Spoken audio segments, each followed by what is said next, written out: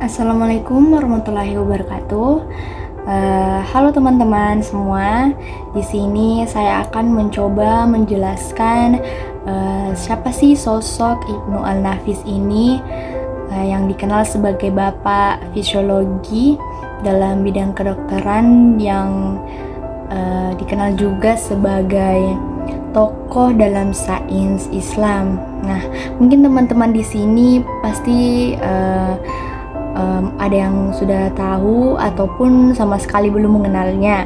Di sini saya akan mencoba untuk memperkenalkan ke teman-teman semua siapa sih sosoknya dan apa kontribusinya dalam ilmu kedokteran ini dan dalam bidang fisiologi tentunya.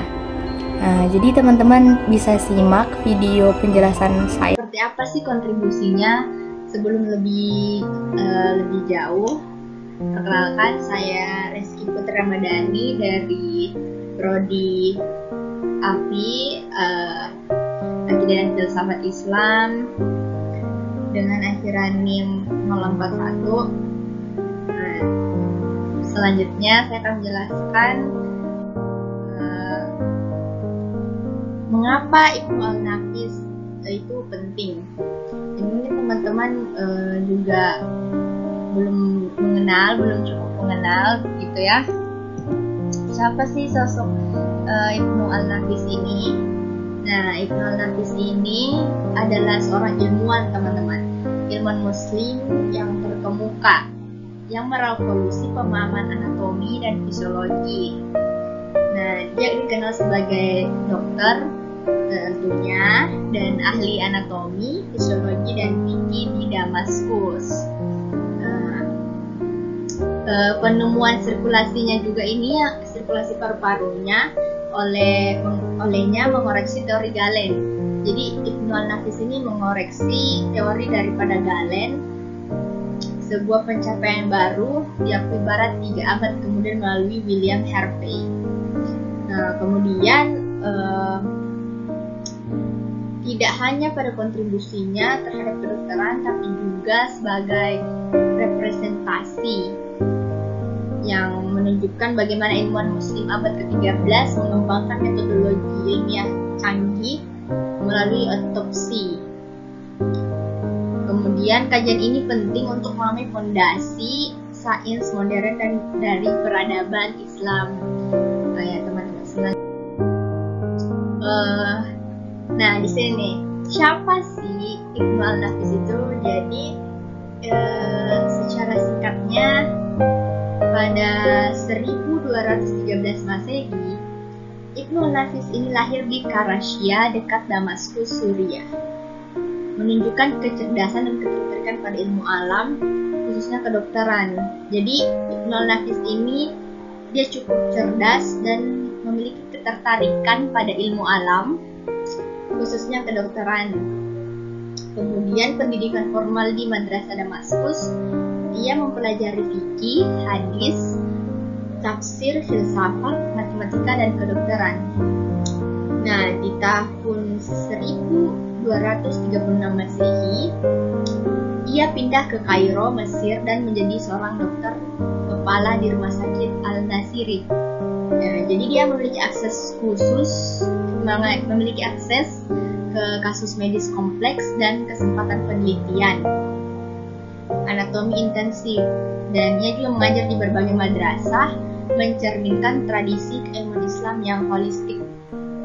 Nah, Ibnu Al-Nafis juga dikenal karena pendekatan kritisnya terhadap otoritas ilmiah, teman-teman. Jadi ia selalu mempertanyakan dan menguji kebenaran dan melakukan observasi langsung.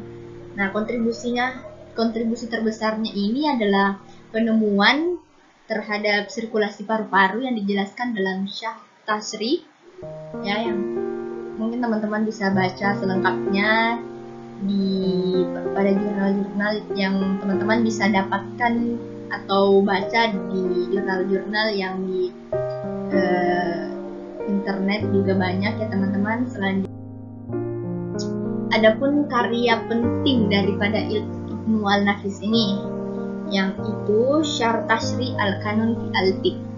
Jadi di karyanya ini ia mengulas kritis terhadap anatomi dan fisiologi yang berisi penjelasan revolusioner tentang sirkulasi paru-paru.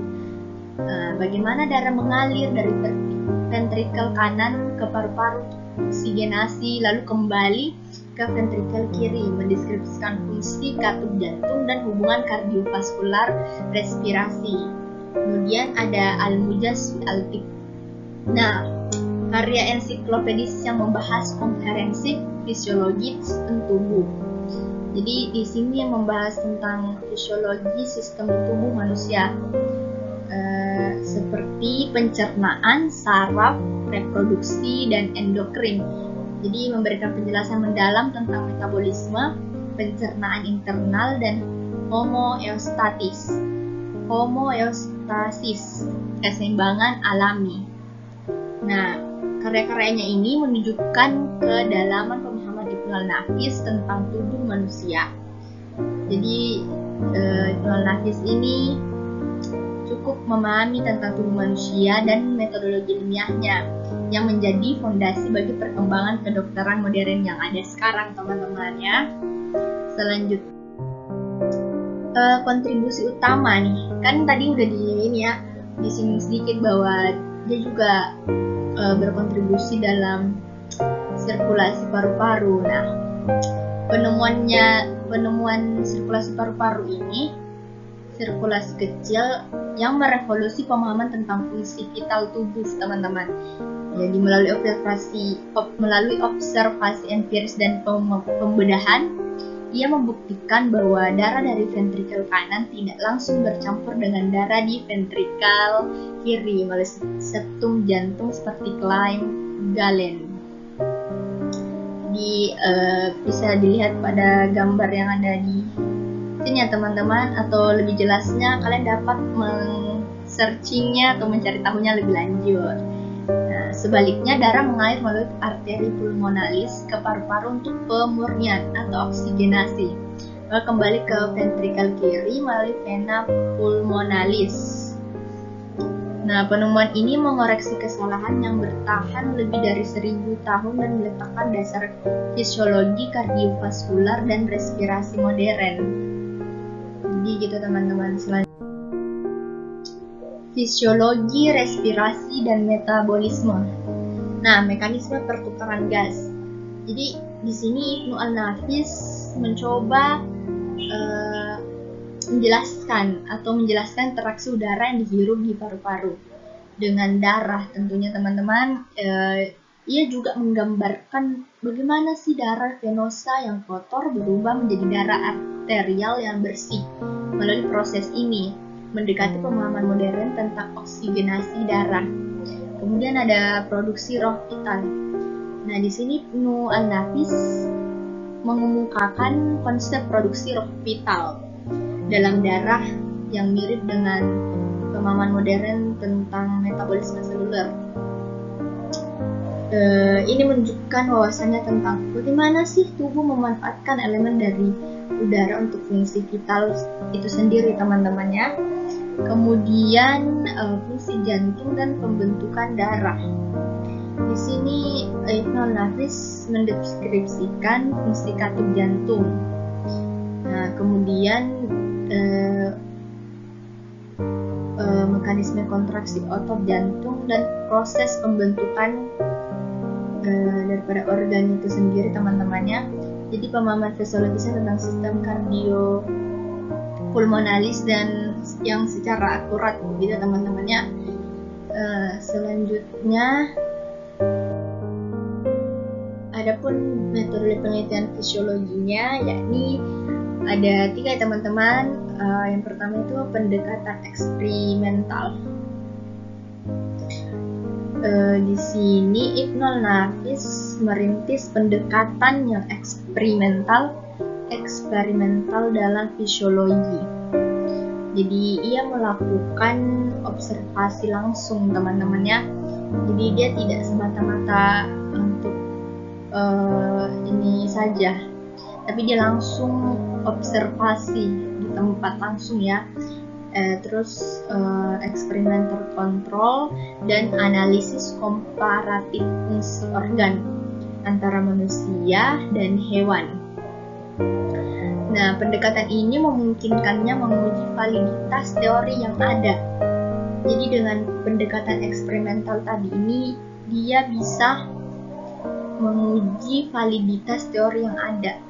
Jadi tidak teman-teman, tidak ini ya, pasti itu udah valid apa yang ia coba ini uji gitu. Jadi itu udah pasti valid karena dengan menggunakan observasi langsung tadi. Kemudian terdapat analisis kritis nih teman-teman. Jadi hal ini melibatkan analisis terhadap bukti empiris. Jadi melibatkan analisis kritis terhadap bukti empiris teman-teman. Ini membedakannya dari para pendahulunya yang seringkali hanya menerima teori yang sudah mapan tanpa verifikasi. Ia mengembangkan pemahaman baru berdasarkan bukti yang kuat. Jadi di analisis kritis ini dia mengembangkan pemahaman baru berdasarkan bukti yang kuat. Nah, kemudian ada integrasi anatomi dan fisiologi.